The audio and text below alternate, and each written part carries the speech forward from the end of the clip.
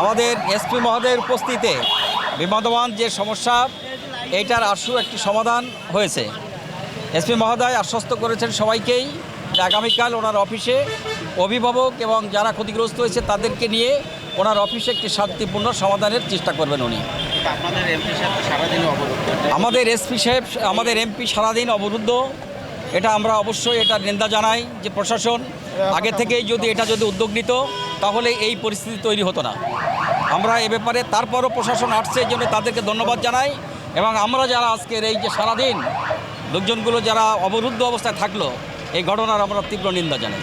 তো মাদ্রাসা ছোটো বাচ্চারা আছে, তাদের গার্ডিয়ানরা এখানে ন্যারো রাস্তা, এখানে তারা হয়তো এখানে থাকে। তো এই এলাকার যারা বসবাসকারী আছে, বাড়ির মালিক, তারা হয়তো এটাকে প্রবলেম ফিল করে কখনো কখনো, যেহেতু বাচ্চারা খেলে, ছোটো বাচ্চা একদমই। তো এটা নিয়েই তাদের মধ্যে আসলে উত্তেজনা ছিল, যেটি আসলে সকালে এটা সমাধান হয়েছিল। তো পরবর্তীতে আবার ভুল বোঝাবুঝি হলে এই পরিস্থিতি হয়। তো আমরা এখানে এসেছি, আপনারা দেখেছেন যে আমাদের পুলিশের আমাদের অফিসাররা আছে, এখানে আমাদের বিএনপি নেতৃবৃন্দ আছে, জামাতের নেতৃবৃন্দ আছে, ছাত্রদল যুবদলের সবাই ছিল।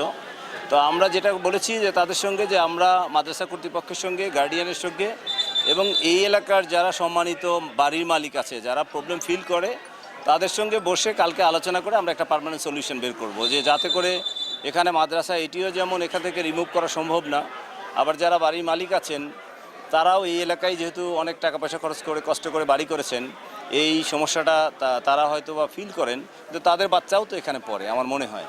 তো আমার মনে হয় যে এটি বড় কোনো ইস্যু না। যেটা হয় বর্তমানে অনেক জায়গায় দুইজন মানুষ আসলে কোনো একটা প্রবলেমে আর পাঁচজন আসে উৎসুক জনতা, এই যে মানুষের অনেকেরই কাজ নাই, হয়তো তারা এসে আনাগোনা করে, এটি একটা প্রবলেম। আশা করি এটা কালকে থেকে আর সমস্যা হবে না, আমরা ইনশাল্লাহ সমাধান করে ফেলবো। ধন্যবাদ স্যার। এটা কি আগামীকাল বৈঠক করতে হবে? আগামীকাল আমরা আমাদের এখানে বসে সবাই মিলে বসে কথা বলে সমাধান করবো। এটা কি এখানেই হবে? না, এখানে হবে না, আমরা আমাদের অফিসে বসে কথা বলবো।